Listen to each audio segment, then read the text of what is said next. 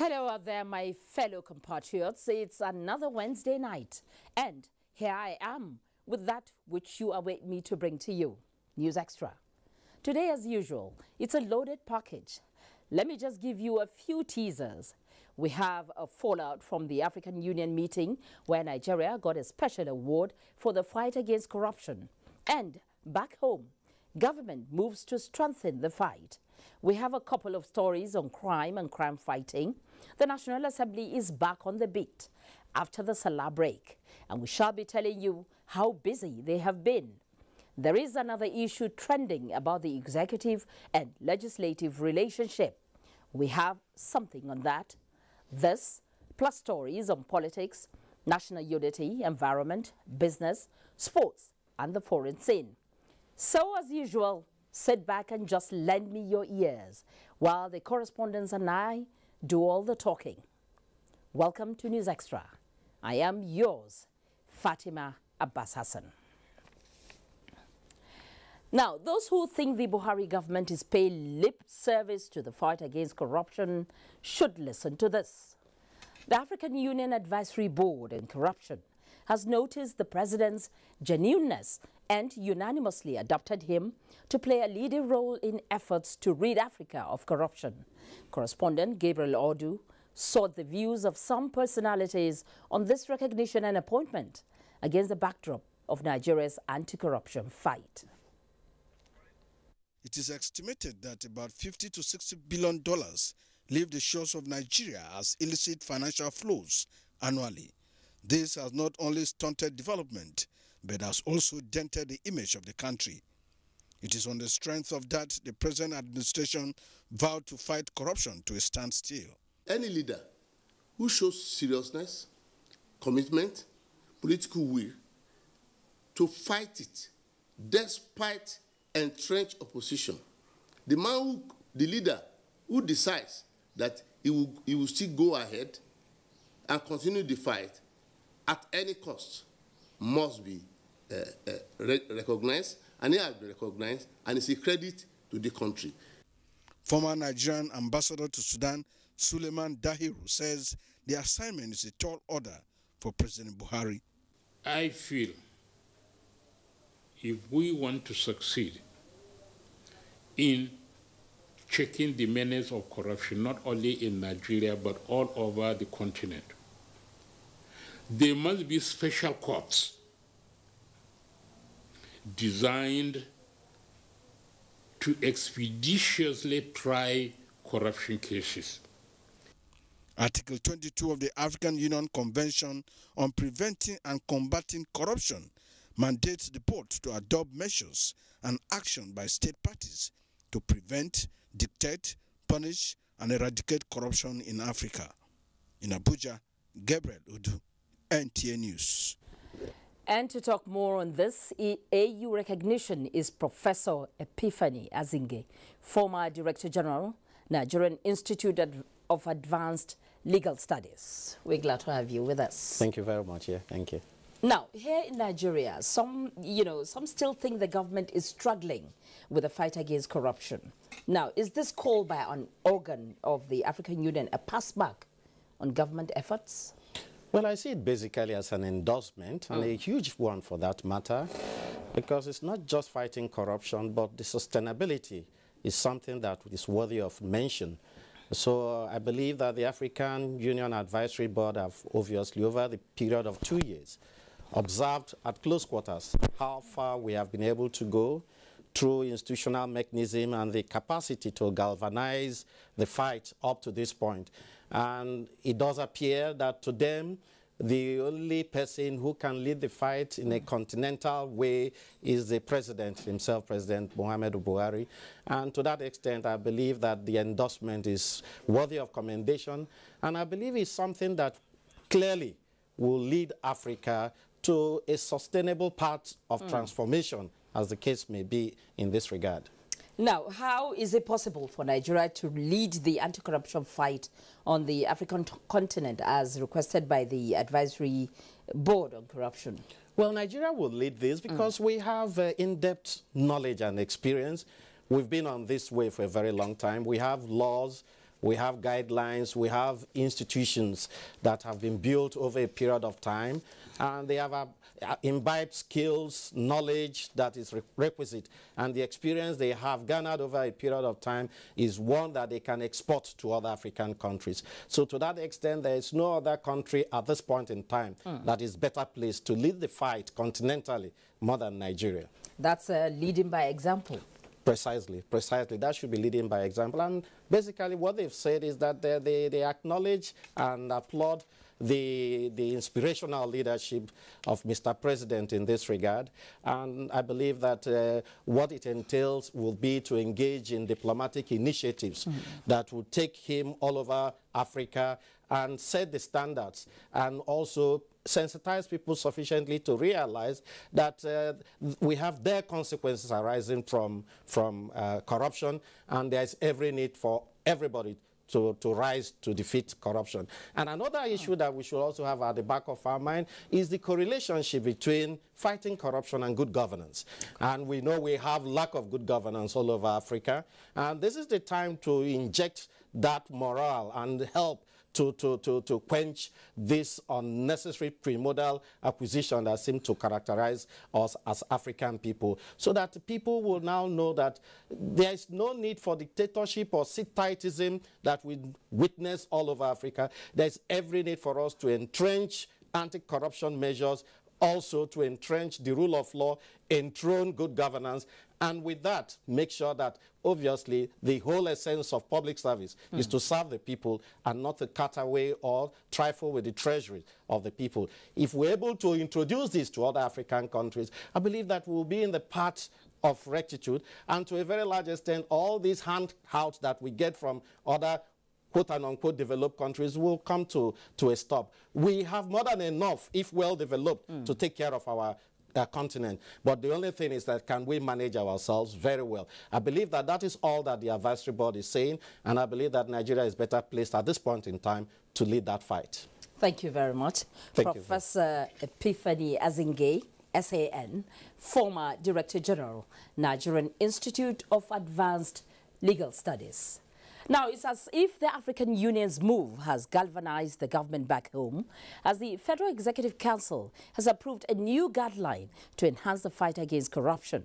State House correspondent Jide Onifade reports on this and other decisions at this Wednesday's meeting. His report. In the federal government's fight against corruption, many strategies were put in place which the Attorney General of the Federation and Justice Minister, Abubakar Malami, says have proven to be effective. Policies relating to the bank verification number, single treasury account, whistleblowing, and associated policies have all proven to be effective in establishing transparency, accountability, and blockage of leakages associated with corruption. He explains. So the anti-corruption strategy that has now been approved by the Federal Executive Council is intended to strengthen the enforcement and sanctions. Strategy may not necessarily have to be considered from the point of legislation, but then it is something that will be a guide as far as a provision of roadmap for action is concerned. So it is intended to look into the existing anti-corruption institutions to accommodate the existing legislations and ensure that a roadmap is put in place for the efficient execution of these legislations, efficient performance of the existing anti-corruption institutions, and above all, look at it from the direction of enforcement and sanctions. 4 memos were presented to the Council by Minister of the Federal Capital Territory, Mohammed Bello, all aimed at enhancing infrastructure in the territory. The memos were for the award for final engineering design for the road named Ring Road Number 4, beginning from Kubwa and transversing the Airport Expressway, and finally terminating at Akpo Mechanic Village. Those will cost 242 million naira and completion period of 6 months, and aimed to open up the phase 2 of the city. The second is the contract for the final engineering design for the Cabo district, while the third is for the engineering design for the improvement of the sewage system at the cost of to 41 million naira, with a completion period of 9 months. All these 4 projects, as you will see, are aimed at opening up newer districts of the city, providing modern infrastructure to be able to cater for the needs of the current population as well as the expanding population in future. And they are all targeted towards massive infrastructure projects that have the potential to generate a lot of employment, a lot of multiplier economic activity. The 4th memo considered by the council was for the engineering design of water treatment plant and connecting pipelines for the remaining towns in the FCT. Jide Onifade, NTA News. The wife of the President, Aisha Muhammadu Buhari, has joined other wives of the African leaders at the second day 19th Ordinary General Assembly of the Organization of African First Ladies, OFLA, against HIV/AIDS to chart a new course for facilitating growth and development of women and young people within the African continent. State House correspondent Aliyu Kabir reports that the meeting took place at the OFLA headquarters in Addis Ababa, Ethiopia. The 19th Ordinary General Assembly of the African First Ladies Against HIV and AIDS OFLA, with the theme building on the 15 years of engagement to harness the demographic dividend of Africa through promoting the needs of adolescents and their access to youth-friendly health services, is all and encompassing. It was attended by the African First Ladies comprising Ethiopia, Chad, Malawi, Kenya, Sierra Leone, as well as the wife of the President, Aisha Muhammadu Buhari. They jointly agreed to continue to champion the cause of improving the health and well-being of women, youth and children in Africa through alternative sources of funding, especially from the private sector in their various countries and through collective efforts. Interestingly, the wife of the President, Aisha Muhammadu Buhari, was instrumental for the election of the First Lady of Democratic Republic of Ethiopia, Romantes Fada, as the new president of the organization to replace the former president and the First Lady of Republic of Malawi, Dr. Gertrude Mutharika. It was quite interesting. Election was held. That is change of the executives. Election was held. The Ethiopian First Lady was elected as the president of OFLA, and then the Burkina Faso First Lady as a vice president. Also, we discussed a lot on how to complement the government efforts on health and well-being of women and children, and also how to involve the private sectors to invest in the health and well-being of women and children.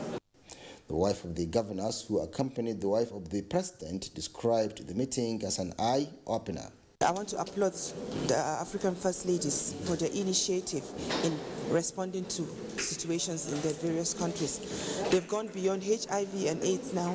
They're moving into education, nutrition. And for me, it's an eye-opener.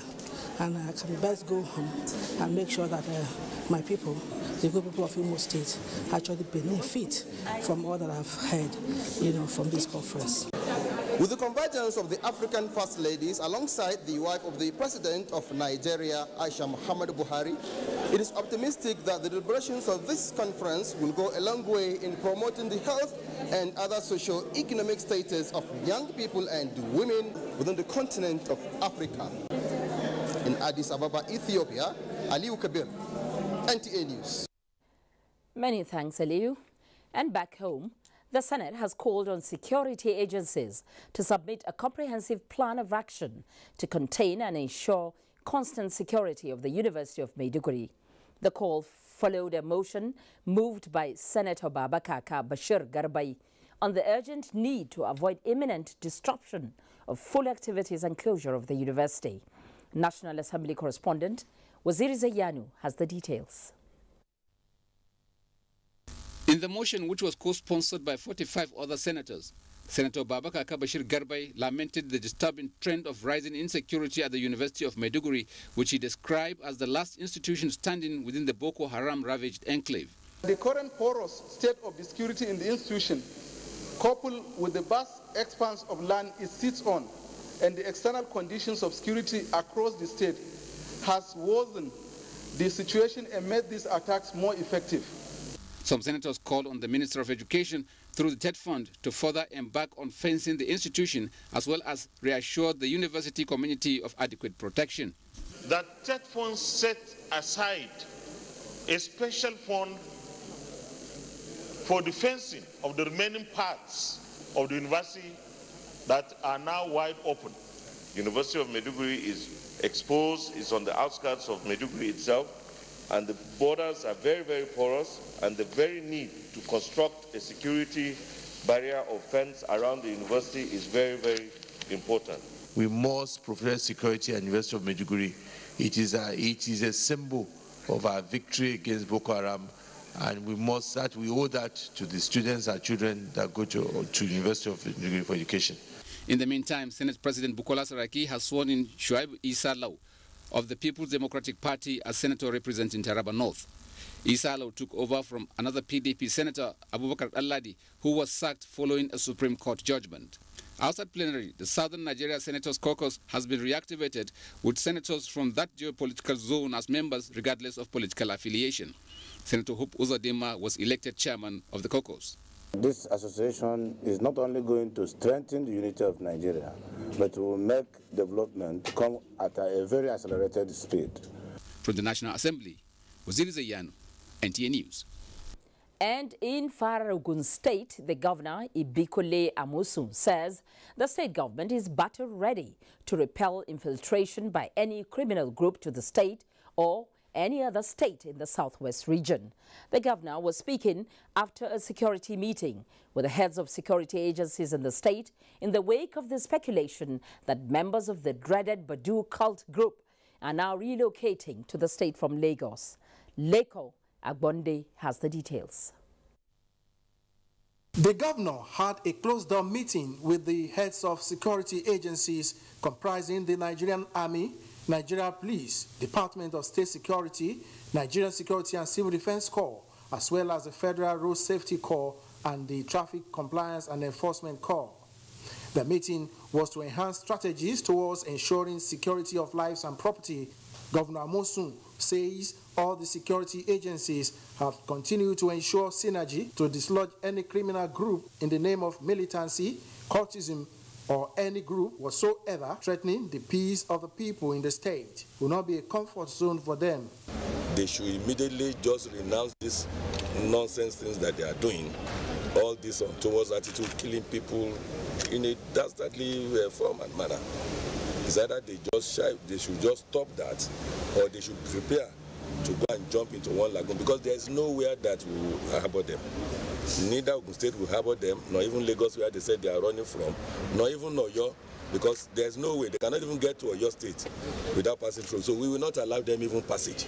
They will not even pass through Ogun State. So there's no other way for them other than to repent and stop this useless act. The State Commissioner of Police, Ahmed Ilyas, says all the security agencies in the state are united and committed to fight criminality to stand still. Whether you are Badu, whether you are Yahoo, under any mythology, under any mystery, we are going to demystify you.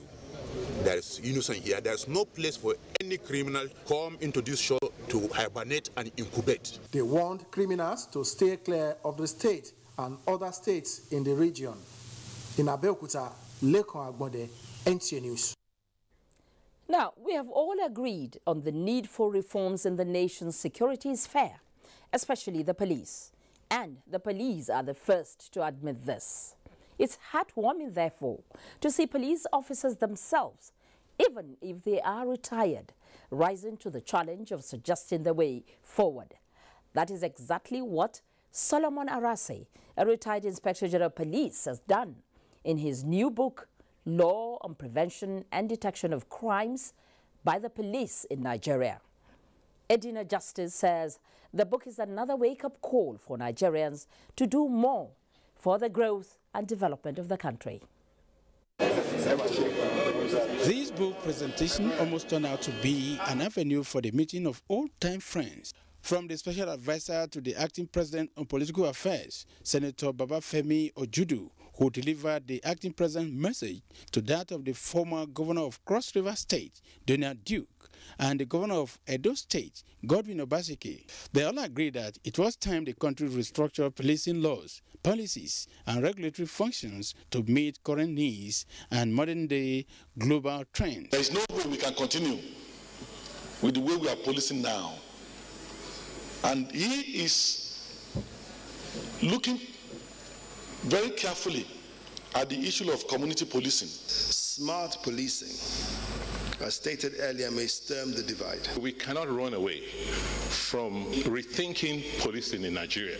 The book reviewer and former Dean of Faculty of Law, Ambrose Ali University, Ekpoma, Professor David Badagi, who said the book is an exposé of law of prevention and detection of crimes, noted that it is written in simple language with copious cross-references. The author and former Inspector General of Police, Dr. Solomon Arase, who put in over 35 years in service before retirement, said the passion to contribute to the advancement of policing in Nigeria as a knowledge-driven force made him to put pen to papers. It is time for the nation to appreciate that an average police officer in modern policing climate must be made to understand the law in order to be able to enforce it from an informed and professional perspective. The 304-page book of 8 chapters gives an overview of pre- and post-colonial police, power of the police, as well as institutional mechanism for prevention and detection of crimes by the Nigerian police.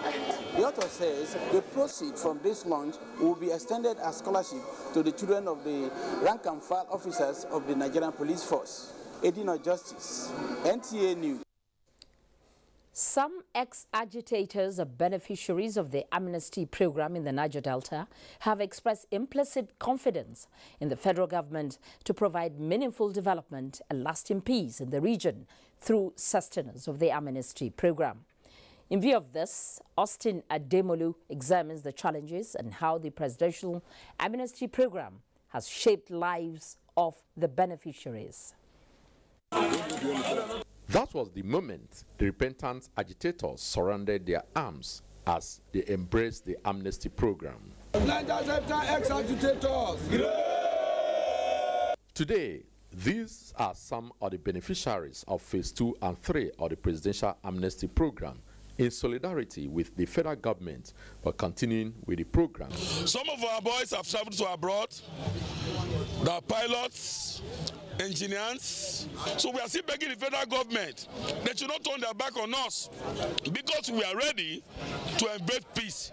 Precisely on June 2009, late President Umaru Musa Yar'Adua offered an unconditional pardon, skill acquisition opportunity, and cash payments to agitators who had agreed to lay down their arms. Available records from the Amnesty Office indicate that between June 2009 and 2017, over 17,000 former agitators have been trained from the 30,000 captured. However, this has not come without some challenges. Sometimes 2015-16, they stopped payment of training allowance. When they want to send boys to training, they did not consult the leaders. I think that is the reason why they are sending the wrong people. In spite of the challenges, the federal government, under the leadership of President Muhammadu Buhari, has kept faith in the implementation of the program. We call on those who in the creek vandalizing the pipelines to stop vandalizing because they are spoiling this program. Because if really there's peace in the area, we believe companies will come to the area and work. They also appeal to the federal government to fulfill the promise of improved allowances and training for beneficiaries. I'm Austin Edemodu, NTA News. Now, just imagine the problems if those handling the humanitarian crisis in the Northeast region are not trained for what they do. Fortunately, they are. But of course, there are gaps. It is those gaps that the National Human Rights Commission wants to close. For the Acting Executive Secretary of the National Human Rights Commission, training the MDAs to building capacity is critical to addressing the protection needs and gaps in humanitarian management. She stated this much at a 3-day capacity training workshop in Yola, the Adamawa State capital. Ladi Bala has that report.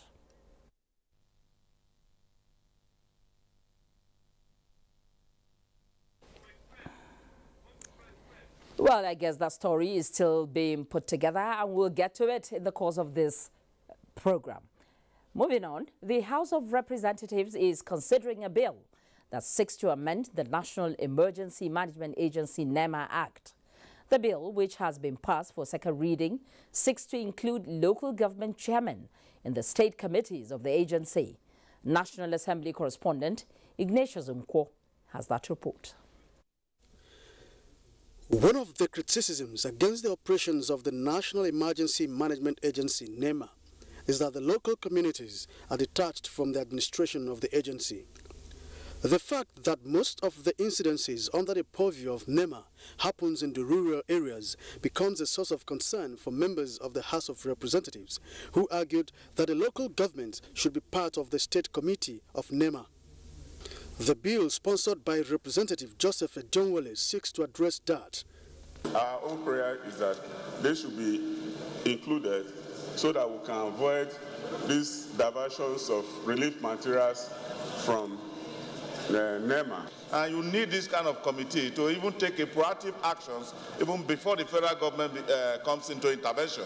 The issue of pension resonated on the floor as a bill that seeks to reposition the contributory pension scheme, sponsored by Representative Amadi Dennis Ogwerinwa, was also passed for second reading. The House resolved to investigate alleged abuse of expatriate quota by the Nigerian Immigration Service, moved by Representative Johnson Oguma from Edo State.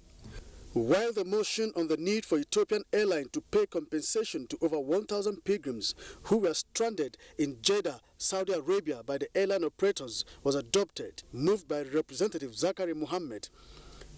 That prompt and immediate evacuation of Nigerians stranded in Jeddah via Ethiopian Airlines or other airlines should be made without further delay. Members expressed concern over the frequent communal clashes between the people of Elu Ariam in Ikwano local government area of Abia State and Abam in Obot Accra local government area of Akwa Ibom State. The motion, moved by Representative Samuel Onibu from Abia State, implored the Nigerian police to deploy security personnel to the areas to restore peace. Appeal to this honorable House to intervene by ensuring that peace is restored to these communities. The need to improve educational infrastructure in the Federal Capital Territory, moved by Representative Blessing Nsibwe from Rivers State, was adopted. The House observed the minute silence in honor of the late former governor of Taraba State, Dambaba Damfulani Suntei. A total of 5 bills were passed at first reading, and one of them is a bill that seeks to amend the Economic and Financial Crimes Commission, EFCC. From the National Assembly, Ignatius Nkwo, NTA News. In the meantime, the House of Representatives Ad Hoc Committee investigating alleged malpractice in the award of oil prospecting license 245 has resolved to invite former President Goodluck Ebele Jonathan to give evidence of his role in the matter. The chairman of the committee, Representative Razak Atunwa, while briefing National Assembly correspondents after the committee's meeting, explained that the invitation is to ensure equity and fairness to all parties involved. The committee noted that it had conducted extensive investigation into the OPL 245 saga and that it is drawing to a close. However, the committee is of the view that in the interest of thoroughness, natural justice and fair play, it is imperative that evidence should be taken from former President Goodluck Jonathan. Let's follow the procedure and the way we've been operating. Let's get his response first. Let's get his written submissions. Whatever comes out of that will have to be decided at the committee level, and then we'll say the next step. You can watch this news live online via the NTA mobile app, which you can download on your Android device at the Google Play Store or at the Apple Store if you use devices with iOS. Reactions over the apparent rift between the legislature and the executive, as Information and Culture Minister opines that the two arms have the maturity to settle differences. You'll get to hear more on this when we return after the break. Stay with us. Madam Celebrant, just hold on and give the address to the driver. I beg, hold on. Hello? Madam, straight not finish. Oh, the party goes soon start. So, Chrissy, help me go and buy recharge card. Oh yeah, everybody, let's go, let's go, let's go. Okay. Hello, Madam Celebrant. With Glow Sharp e-top-up, you get 8 times the value of your recharge. Plus, you continue to enjoy all the airtime and data benefits on your plan. Where the credit now? Now sharp e-top-up. I do enter your phone straight. Blood of Zachariah. Well, you don't know say e-top-up, no, they give all the plan benefits like bonus airtime and data.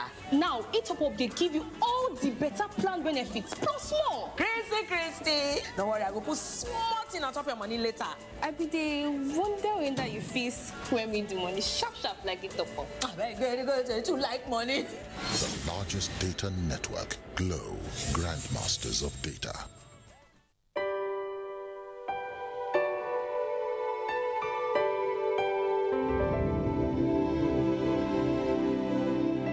This community, they are thanking the governor as much as possible because they are enjoying, they are benefiting everything in the hospital.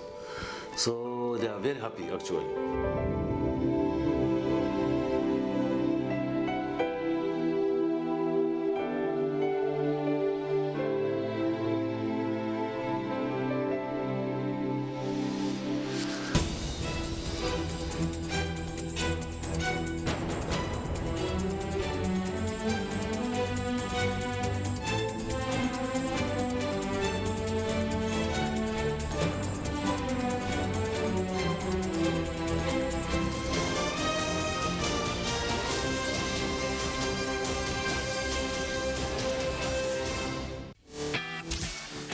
She just rejected me and my camera.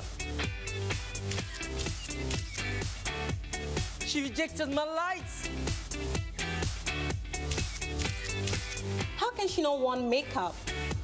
Maybe when the battery dies, she'll come back to us. Nah, not with a 4,000 milliampere battery. Experience the best selfies of your life. Gioni A1 Super Selfie Super Battery.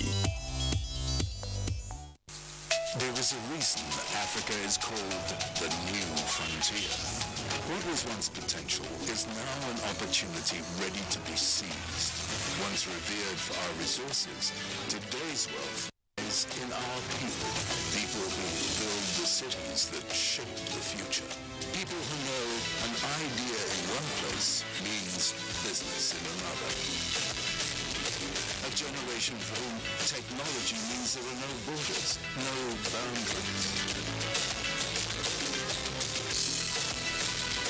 We are the new lions in a brave new world, kings of the urban jungle.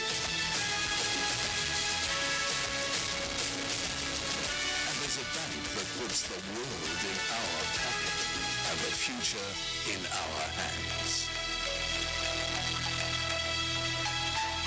UBA, Africa's global bank. The Future Assured project of the wife of the president, Aisha Muhammad Buhari, is carrying out free medical screening and distribution of food items at various IDP camps while ensuring the economic empowerment of women through training and skill acquisition.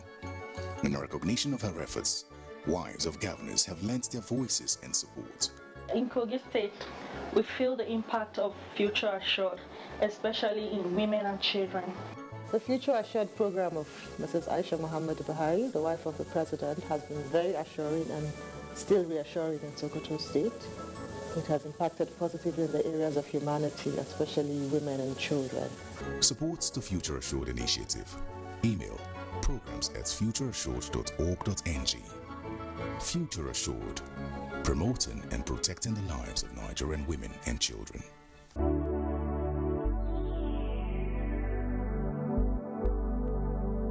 Do you know that the Nigerian police now operates in the best international practices of policing? Do you know that the Nigerian police has been restructured to be more accountable and responsive to all your security challenges? Now, what the police demand from you is your trust, your collaborative efforts by providing necessary information about criminals and their activities in your neighborhood. Be vigilant to achieve achieve our creed as we promise, we shall police the country based on international core values of policing with integrity. We shall ensure that rule of law prevails in our actions and activities. We shall respect diversity, display courage, show compassion, and demonstrate professionalism. We shall operate within the principle of democratic policing. We shall shun corruption, and we shall make Nigeria safer and secured under the leadership of IGP Ibrahim Otum Idris. Let the wind of change blowing across the country chase away crime for the benefit of our society. Yes, the Nigerian police says this change must come with peace and tranquility. This message was brought to you by the Public Relations Department of the Nigerian Police Force.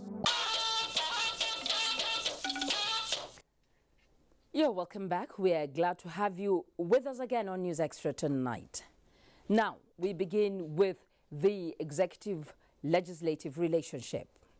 An earlier remark from the presidency in the eligibility of Senate in confirmation of nominees triggered heated debate. In fact, the Senate has threatened to boycott any further request from confirmation of any nominee from the presidency. Waziri Zayanu has this background report. The request for confirmation, which was in line with Section 8, subsection 18, generated debate, particularly as it affects Senate's power of confirmation. It is in relation to this that Senator Ahmed Sani Yarima raised a point of order, citing comments attributed to the executive questioning powers of the Senate on matters concerning confirmation of appointees. I really don't know whether now the acting president is changing his statement or his action by this letter. In various contributions, the lawmakers appealed to the executive to respect the rejection of nominees by the Senate. If the National Assembly says you require confirmation, you require confirmation. Whoever believes that the law of the land is not constitutional should go to court and seek it to be declared null and void. Clearly, it shows that they don't want this National Assembly to function properly. It is very clear that these resolutions as passed must be acted upon and ensure that we continue to respect our democracies, our law, and our constitution. To discuss further on this issue is Mr. Ita Inang, a senior special assistant to the President on National Assembly matters. Thank you for joining us tonight. Thank you very much. Now, what does the Constitution say about confirmation of appointees? Is it all appointees that must be confirmed? It is all appointees that are listed in the Constitution or established or listed in any of the acts of the National Assembly. And some of the appointments listed in the Constitution includes the Independent National Electoral Commission, Revenue Mobilization Allocation and Fiscal Commission, National Population Commission, Federal Character Commission, and several other ones. Some of those other ones that are listed in acts that are passed by the National Assembly subsequent to the 1999 Constitution, some like the Niger Delta Development Commission, like the Central Bank of Nigeria, Deposit Insurance Corporation, Independent Corrupt Practice and Other Related Offences Commission, the Economic and Financial Crimes Commission, and several other ones that are also listed. Those are some of the ones. Okay, now, what's the implication of Senate's resolution not to confirm the nominees of the executive arm of government? It is not that they will not confirm all, but I think that the issues have been separated. There are contention there's a contention that matters contained in acts which were passed subsequent to 1999 Constitution, which requires confirmation of the National Assembly, but which is not admitted into the Constitution subsequently or was made after the Constitution, ought not to be confirmed. That's a contention. Okay. And then there is a contention on the part of the legislature that, yes, it came into effect after the 1999 Constitution, but we made this act in exercise of our powers, and it was assented to. Now it should be obeyed. Now, but it has not progressed, and the issue is being discussed. It was being discussed informally, but I think it has to be discussed a lot more informally.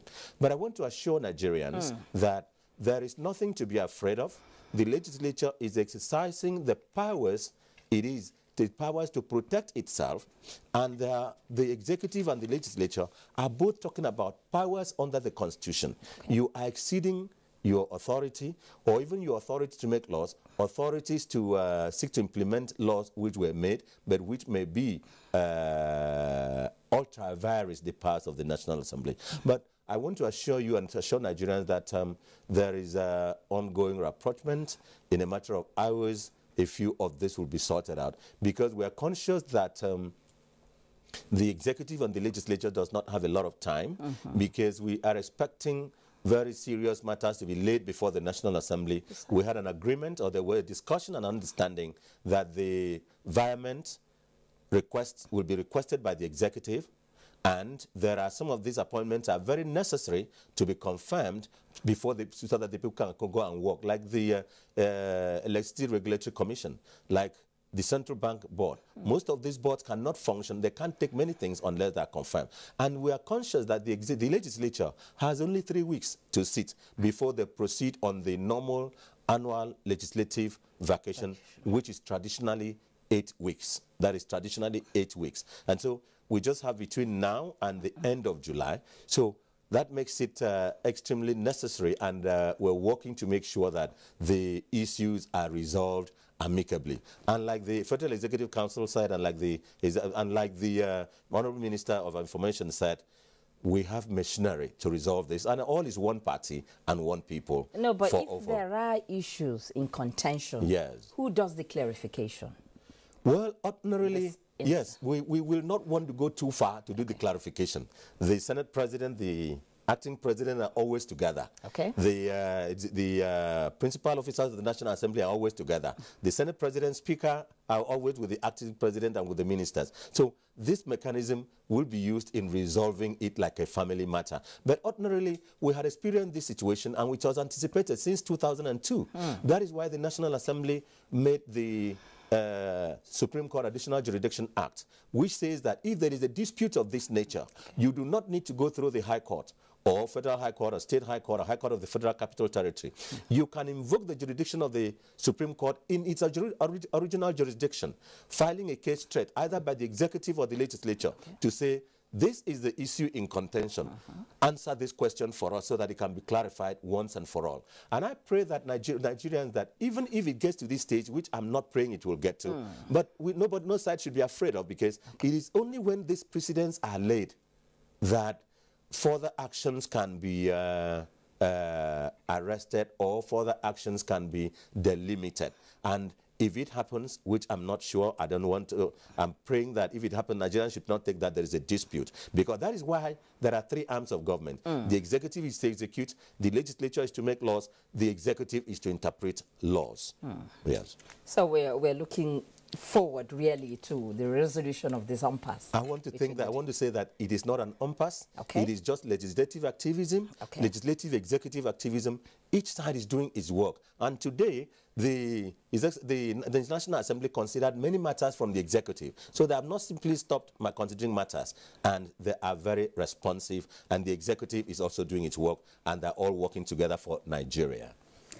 Thank you very much, Mr. Ita Inang, Senior Special Assistant to the President on National Assembly Matters. And still on the issue, Information and Culture Minister Lai Mohammed says the nation has an excellent mechanism for resolving whatever may be the problem between the executive and the National Assembly. The minister said this while responding to comments on the seeming rift between the executive and the National Assembly, stating that government is both executive, legislative, and the judiciary. The matter is that we have a very excellent mechanism for resolving whatever issues is between us and the National Assembly, and that has been addressed.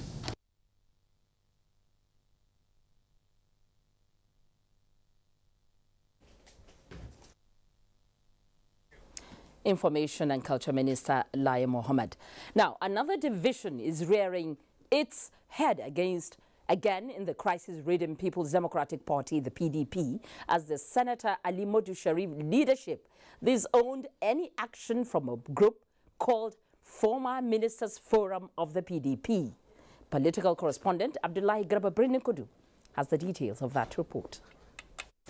It all started when a group called Former Ministers Forum, comprising those who served during the PDP-led administration in the current democratic dispensation, met in Abuja. The forum in a communique addressed party affairs, other national issues, and the party's preparations toward 2019 elections. The forum also calls for urgent meeting of all organs of the party to harmonize all necessary strategy to consolidate the party and unite all efforts in the forthcoming challenges, and particularly the build-up to the 2019 general election. In a swift reaction, however, the Alimadu Sharif leadership dissociated itself from the forum, describing its composition as negating party's constitutional provisions. The PDP constitution is very clear. They are not an organ of the party. They don't exist in the rules of the party. They were given the opportunity to implement the manifesto of the PDP. They finished the PDP. They finished the country. And here they are, regrouping. It will be recalled that the Supreme Court had reserved judgment on the PDP case between Senator Alimadu Sharif and the Makarfi Caretaker Committee. In Abuja, Abdullahi Garba Brinikudu, NTA News.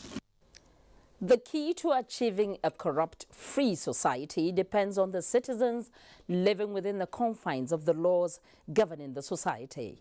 The Chief Justice of Nigeria, Justice Walter Onogen, made this assertion at a reception and state banquet held in his honor in Calabar by the government and people of Cross River State. Justina Etim completes the report. A higher number of pending cases in Nigerian courts is making judicial officials to think of imbibing positive attitudes and ideas that will enhance administration of justice in the country. That explains the conduct of this induction course for the newly appointed judges and cadis to equip them for the challenges on the high. We're sorry for that mix-up. Moving on, how would you react if you're told that casual workers make up 45% of Nigeria's workforce? I'm sure you won't believe it, but that is the truth of the matter. And for the House of Representatives, it is a threat to national development. It is to address this that the lawmakers held an investigative hearing and also took a look at the issue of outsourcing of jobs. Dennis Adeguloye tells us more about this. Dennis, we're all ears. The following submissions by the President of the Nigeria Labour Congress, Ayuba Waba, perhaps captures the very essence as to why this investigative hearing was convened. In fact, these have been regarded as a modern way of slavery, where you have people working, but yet working under conditions that can be akin to bondage. The Deputy Minority Leader, Chukwuka Onyema, read a statement on the matter by Speaker Yakubu Dogara, which in summary can be described as an indictment on current practices and procedures on labour. Any act of outsourcing jobs meant for qualified Nigerians or the casualization of qualified Nigerian employees would constitute economic sabotage and a breach of our labour laws. The committee identified the telecoms, insurance and banking industries as high on the list of those that engage in casualization and outsourcing of staff. Representatives of these organizations explained that casualization is not a practice they encourage, while outsourcing takes place in exceptional circumstances or activities outside of their core mandates. If a company, I'm not saying UBA, decides to engage casual workers for even managerial jobs, you cannot say that they violated the Labour Act. It's in clear terms. If you go to Section 7, Section 7 clearly says you must issue a contract without mentioning if you're a junior or a senior worker. If you look at the Labour Act itself, the work of the Labour Officer is exclusive. You don't have no provisions on this act that give us any power to either discipline any employer. You can see some places will say 10 naira fine. Outsourcing company, we have to pay a casual staff 150. Out of this 150, he's supposed to give about 30,000 for this guy. In case it's going, that should be a mini gratuity.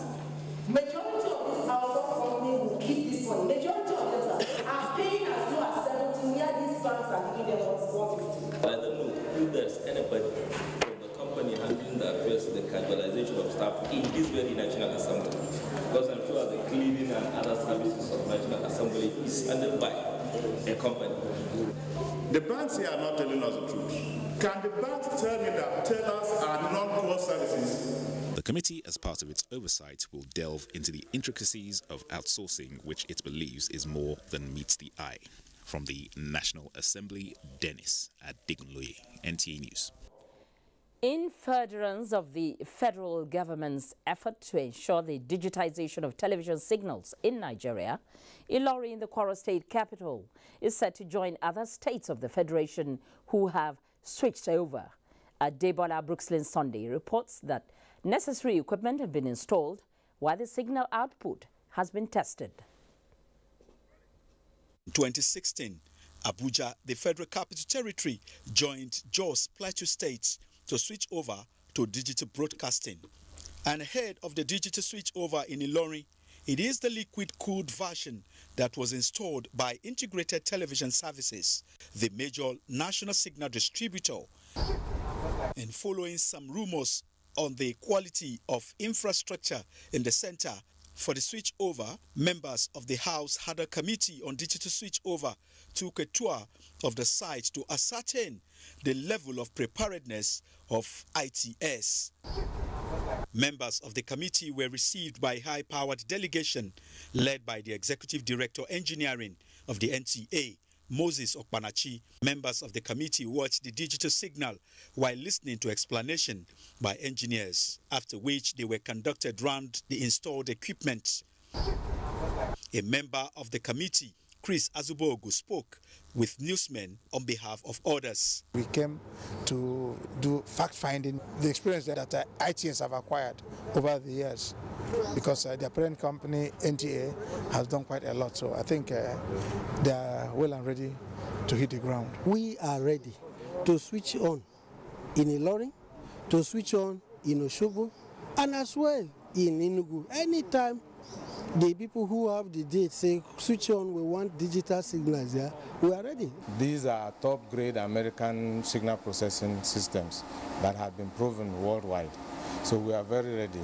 We've been good as going since the 22nd of May here in Ilorin. 29 stations are already running, only waiting for official migration. Adebola, Brooksland Sunday, NTA News. A federal high court sitting in Lagos has fixed the 9th of November for the continuation of the trial of 2 Chinese charged with importation of substandard tires. Vieira Chungwoba has more on that.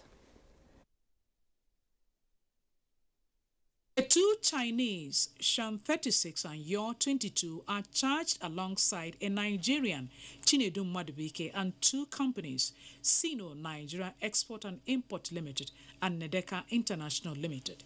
The accused are standing trial on 4 counts bordering on importation of substandard products. They were arraigned on March 20th and had pleaded not guilty. The court had granted them bail in the sum of 10 million naira with 2 sureties in like sum. The trial of the accused persons, which was slated for today, could not proceed as the trial judge, Justice Judicial Olaturegu, was said to be on official assignment. The accused were said to have committed the offense in February this year by conspiring to import tires that failed to meet relevant Nigerian industrial standard. They were alleged to have stuffed various sizes of the tire into one, knowing same to be in a dangerous state. The accused were also alleged to have failed to furnish returns on the conditions of the imported tires as required by law. Further hearing continues on the 9th of November. In Lagos, Vieira Chungwoba, NTA News. What is trending in the nation's business arena? Plus, Nigerians, produce what you consume and consume what you produce. Ardent advocate adds her voice to patronizing made in Nigeria products. The details when we return after the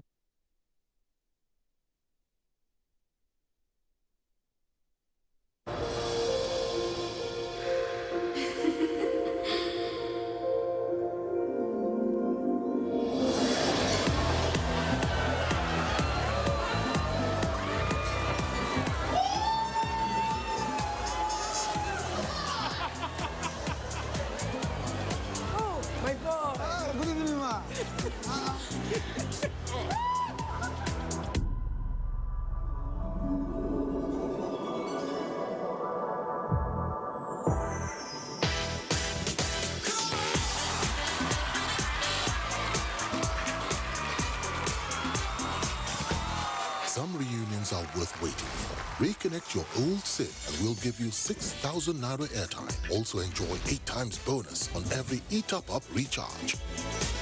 The largest data network, Glow Unlimited. Welcome to the new world of superb taste, now here in Nigeria. Everyone, try it and enjoy the delicious goodness. We are bringing our new noodles to every corner of the country. That's right, it tastes great. It tastes fantastic. It's time for a new noodle. Nigeria, you want the truly delicious taste? Come and get it!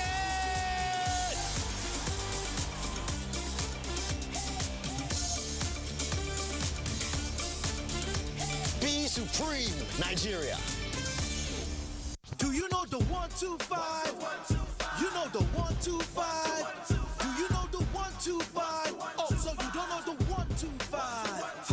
Well, since you do not know about the 125, then let me introduce you to the 125. McVitie's Digestive is celebrating 125 years by giving away millions of Naira in cash and airtime in the 125 promo from the 1st of July to the 30th of September. Simply buy any of the McVitie's Digestive special promo packs, scratch the foil and text the code to 55332 and you could be one of the lucky winners. Now, that's the 125. Keep buying, keep scratching, and keep winning. Approved by the National Lottery Regulatory Commission. I can't believe she just rejected me and my camera. She rejected my lights. How can she not want makeup? Maybe when the battery dies, she'll come back to us. Nah, not with a 4,000 milliampere battery. Experience the best selfies of your life. Gioni A1 Super Selfie Super Battery.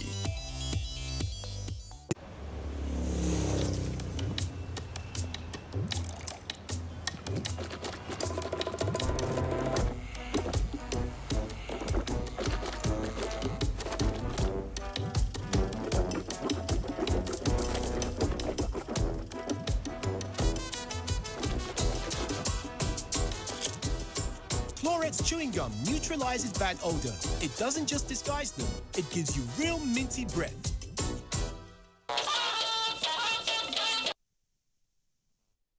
You're welcome back. You're still on to NTA News Extra on the network service of the NTA. Now, mixed reactions from Nigeria's yam export initiative as expert urges government to strengthen institutions in order to ensure quality export. Amechi Paya has more on this on Business News segment. It's time to talk business and welcome to this segment of the news. Since the announcement of the yam export initiative last week, Nigerians have been reacting to the initiative. While some have described this as one that will open window of opportunities and a viable source of earning foreign exchange for the country, others, however, say the development has brought an increase on the price of yam in the country. Before, when I hold money, when I hold 50,000 naira, 50, I go buy 200. Now, 60 not reaching 100 now, when I take the buy. During the storing, many will damage. So the remaining left is the one that will formit the lost inside. That is why they put the lost money on top of the remaining one. For instance, a tuber of yam this size, which consumers bought at 300 naira, now sells for 750 naira. Economic experts, however, want government to support the private sector by providing the agricultural machinery, create an enabling environment like road, and more importantly, scale up government agencies in the entire value chain to avoid rejects at the global market. Issues of proper storage and careful selection of appropriate farm inputs to achieve global standard, they say, must be taken seriously to ensure that the initiative succeeds. We need to build capacity at the level of production. We need to strengthen the institutions so that they ensure that whatever is going out of this country is of high quality. Nigeria is the world's largest yam producer, followed by Ghana, which already dominates the global yam markets. We need to build a sustainable framework, and that will only come from the productivity that we create in the agricultural sector, the competitiveness that we create in the agricultural sector, and how we're able to deal with all the challenges that those who are investing in agriculture are facing. And we also need to deal with this issue of the social problem that high food prices is causing. And multinationals and other big enterprises have been urged to support small and medium enterprises, SMEs, considered to be engine of growth of any economy. Head United Nations Industrial Development Organization, UNIDO, gave this advice in an interview with NTA Business News in Lagos. She said apart from funding, such multinationals can begin to source their raw materials through SMEs and create a viable market for small businesses to grow. Even where they are giving the money, they have the funds, are they producing according to the standard of this organization? We want to really train them, build up their capacity so that they will be able to meet the standard required of them. She disclosed that UNIDO is creating a link between SMEs and multinationals through its network of investment and technology promotion offices. And here are details of midweek trading on the floor of the Nigerian Stock Exchange today. Market capitalization finished at 11.33 trillion naira, while the OSHA index closed at 32,302.32 points. Investors purchased more than 311 million shares at 2.97 billion naira. Nestle added 50 kobo to its share price to emerge the top gainer.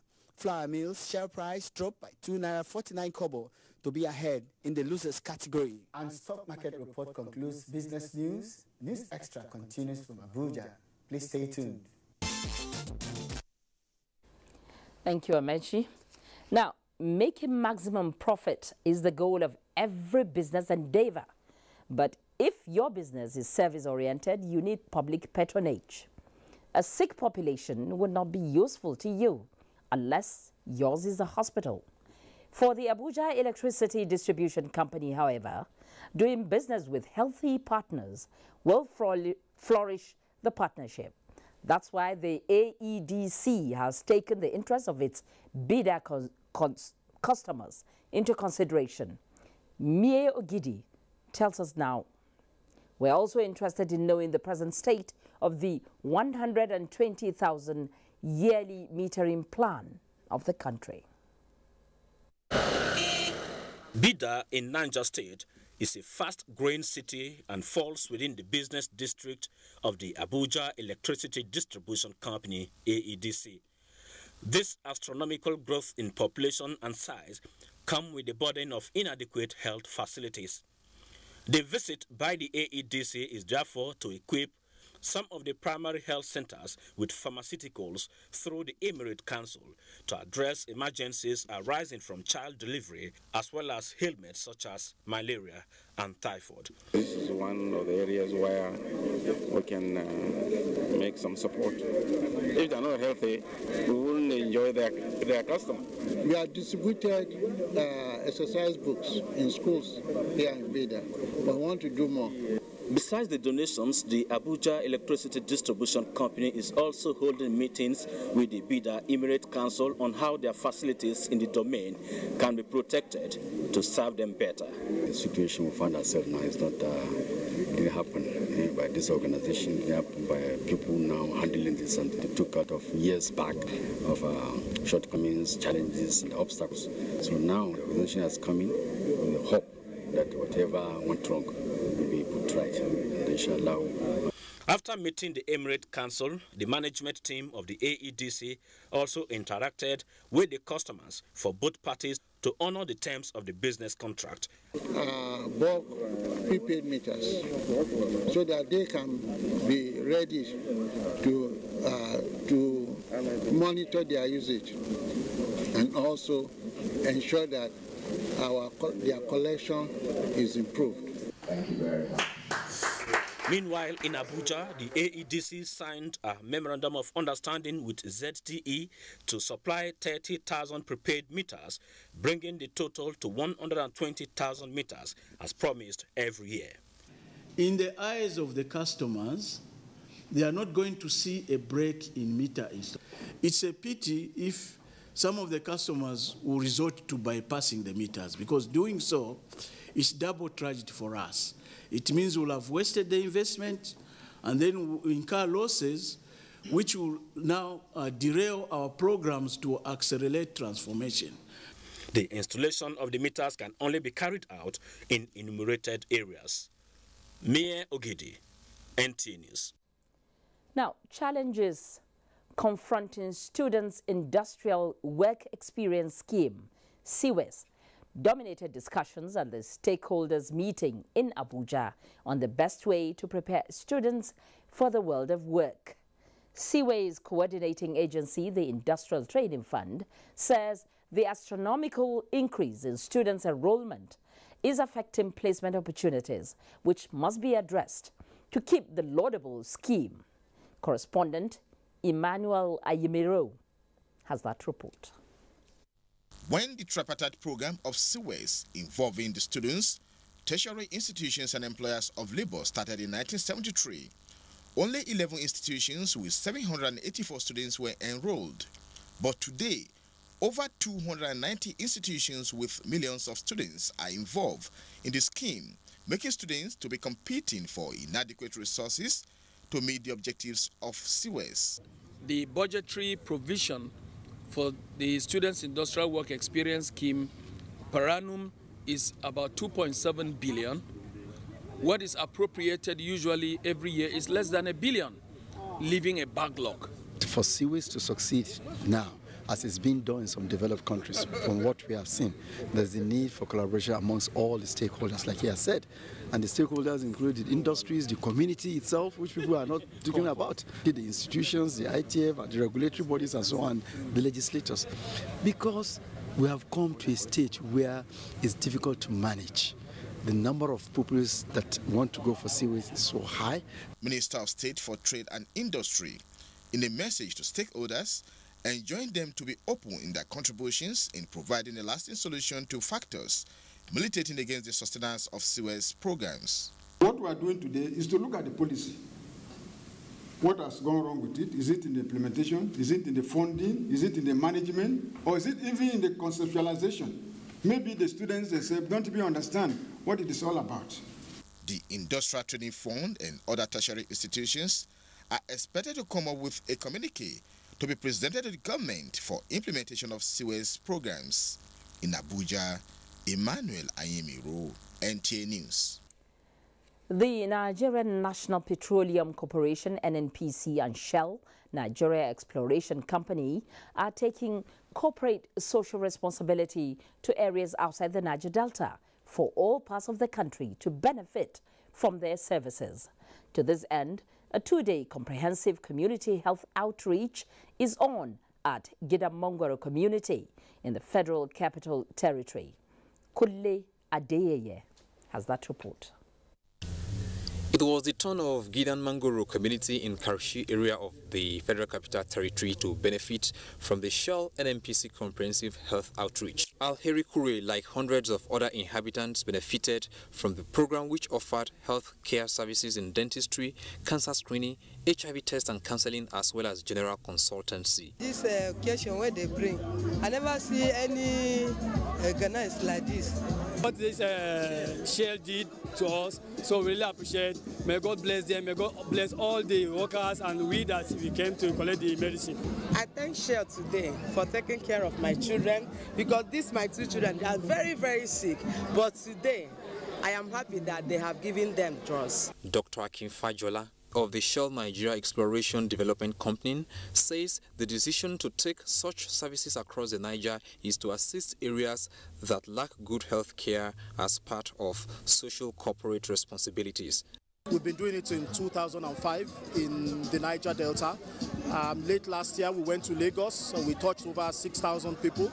And today we are in Abuja. We are in the Abuja Municipal Area Council, and in Karu, Gidamangoro, the Orozo, and we can see the people coming out in their numbers. We take free health care to the doorsteps of our people because we are embedding our care agenda, because we are passionate about health. Representative of the Minister of Health, the traditional ruler of the community, and other speakers all acknowledged the gesture and urged the community to take advantage of the outreach. In Abuja, Kunle Adeyeye, NTA News. To prevent Hues and cries which normally greet rainy season in some flood-ravaged communities. Oyo State government steps up sensitization campaign. We'll be right back with more on News Extra. Please stay. Change does not just happen. You and I and all of us must appreciate that we all have our part to play if we want to bring change about. We must change our lawless habits, our attitude to public office, and public trust. We must change our unruly behavior in schools, hospitals, marketplaces, motor parks, on the roads, in homes and offices. To bring about change, we must change ourselves by being law-abiding citizens. The National Agency for Food and Drug Administration and Control, NAFDAC, is working to ensure access to safe, good quality essential medicines with the World Health Organization pre-qualification of made in Nigeria pharmaceutical products, stiffer penalties for fake drug offenders with a review of NAFDAC laws, national, regional, and international collaborations, cutting-edge technologies, including the mobile authentication service. NAFDAC as an agency is indeed doing so much to protect the health of our nation. I urge everyone to support NAFDAC in ridding the country of fake drugs and unwholesome products. Let us support NAFDAC to win the war against fake drugs and other unwholesome regulated products. NAFDAC, safeguarding the health of the nation. Reorganized, trained, and fully equipped, we are the new improved Nigeria Police Force. We fight crime, we bust syndicates. Whatever the crime, wherever the hideout, the Nigeria Police Force will get you busted. Stop kidnapping, armed robbery, murder, pipeline vandalism, and other criminal activities. Be productive. Be security conscious. Join the police force to secure your life and property. This message is from the Nigeria Police Force Public Relations Department.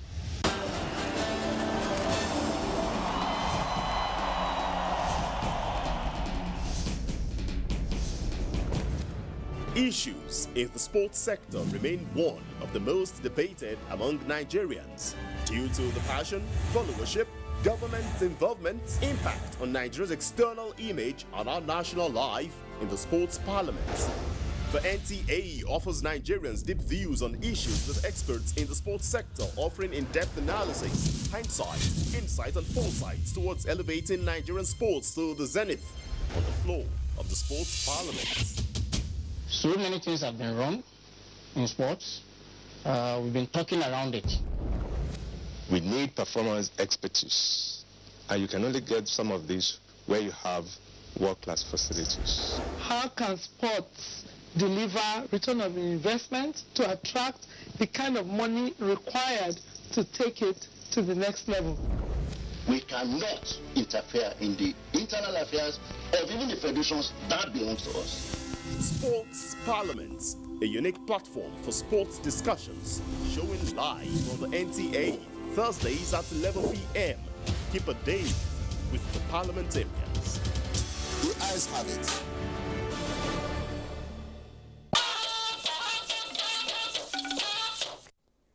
You're welcome back to News Extra. It's good to know you're out there watching. Now, as the rains set in every year, fears of flooding and diseases abound. And so the question is, what preventive measures do we take before the rains come? In Oyo State, awareness and attitudinal change by the people have been suggested as antidotes to flooding and the attendant consequences. To this end, the state government has doubled its efforts towards achieving a loss-free rainy season this year. The report. Since it is part of the responsibilities of any government to protect lives and property of its citizens, flood, however, remains one of the occurrences that could jeopardize this, as it poses serious threats. Flood oftentimes results in loss of property and sometimes claim lives, impeding the socio-economic activities of the people. All the place has been built, the house has been built. The channel is supposed to be channeled. Government should come, both the federal and state government. We are appealing to them to come to our aid because people are losing their valuables, their property. Even lives were lost 3 years ago. Although flood is a natural occurrence, experts say most human activities could be contributory factors. These activities include reckless disposal of waste, concretization of ground surface, blockage of water channels, among others.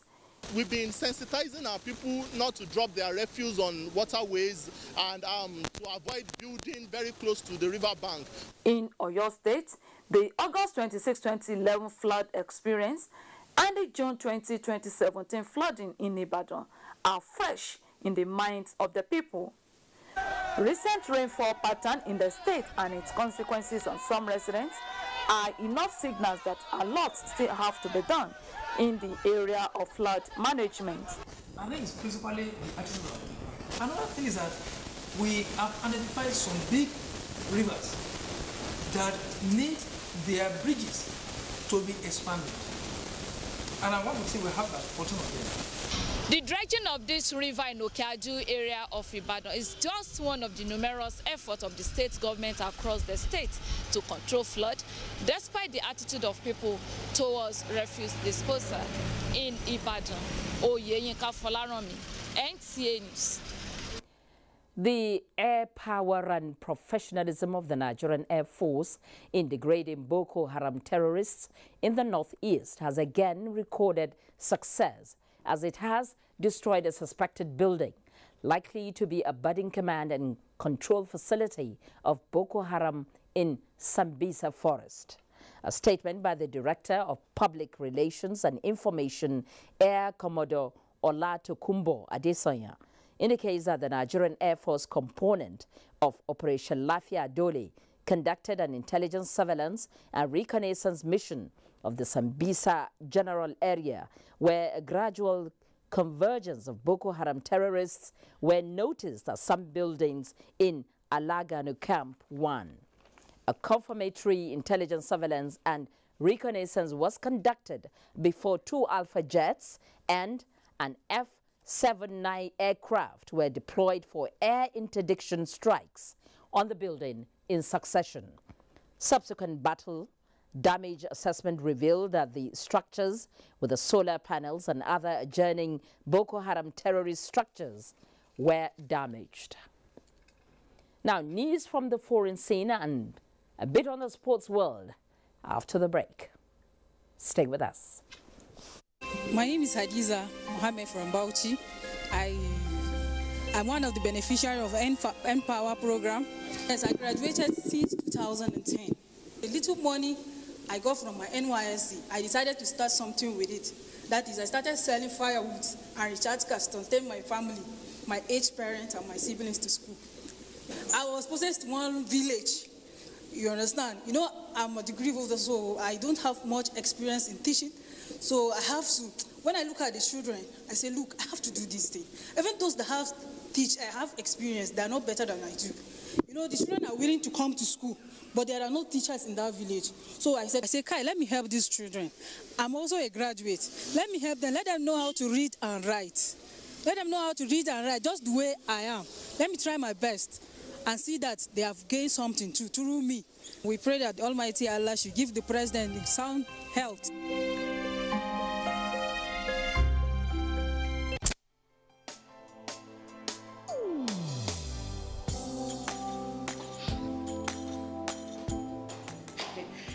Chief, good morning, sir. You are here already? No, now my spirit there, my body there for house. What kind of question is that? Were you not the one that fixed this meeting for 8 a.m.? You are now coming by 10 a.m. and start asking me jam questions. But Chief, now, I'm sorry. Don't you also go late for meetings sometimes? You know now, African time. No more African time. And no more pancaking of face during office hours. At the end of the day, we will lose valuable time. We will not make progress. If we want to move this nation forward, we must treat business as business and respect time. Change begins with me. Thank you, sir. I'm sorry. Can we go for the meeting now, Chief? Better. This message is brought to you by the National Orientation Agency in conjunction with the Federal Ministry of Information and Culture.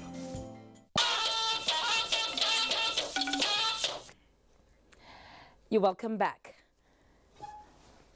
In this last segment, we take a look at the foreign scene. Some burning issues engage the global scene, and Nancy Gordy Anuniu has the package. Now, the U.S. and South Korea held a ballistic drill after North Korea